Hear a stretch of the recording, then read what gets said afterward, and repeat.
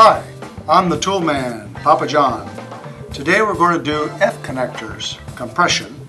We're going to do them on RG6. And real quickly, I have here my cutter, the CCS6. I have my stripper, Big Red, and then I have our SealSmart tool, compression tool. And I have some of our SealSmart RG6 compression connectors.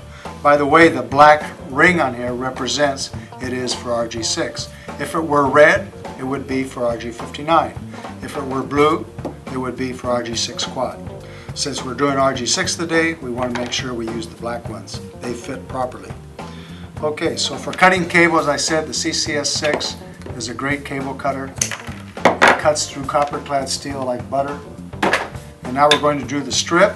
Just simply take your Big Red tool here and go around about 3 times and then just press and there's your strip. So it's a quarter, known as a 1/4 inch strip. And all you're exposing, of course, is the braid and the center conductor. Now we got to fold the braid back. So just have Velcro down here on the tool. Comes like that. And that's your comb for combing the braid. Once you comb the braid back, sometimes the dielectric right here at the end gets a little widened. So just roll that foil back down.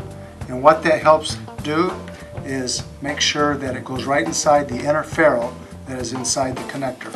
So when I put this on, it goes right over now, and then just push and rotate at the same time, and you want to make sure that you keep pushing it on until the white dielectric is even with the floor of the mandrel. And right there, I am ready to crimp it. Now when I crimp it, I'm going to have to set my tool. It does have to be adjusted. Let's see where it's at. It might be just perfect. In fact, it is perfect.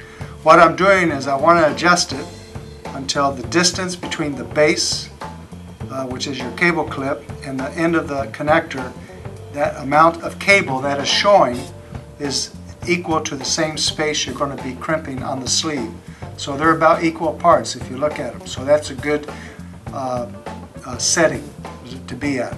If you want to lock that setting into place, take your locking nut and roll it down to the end. That locks it in place so it doesn't shift on you if you have a lot of connectors to compress or crimp. So let's go ahead and give this a shot. And we crimp it, take it out, and ready to roll. Take the center conductor and just trim it a little bit, and there you go. RG6 compression F connector.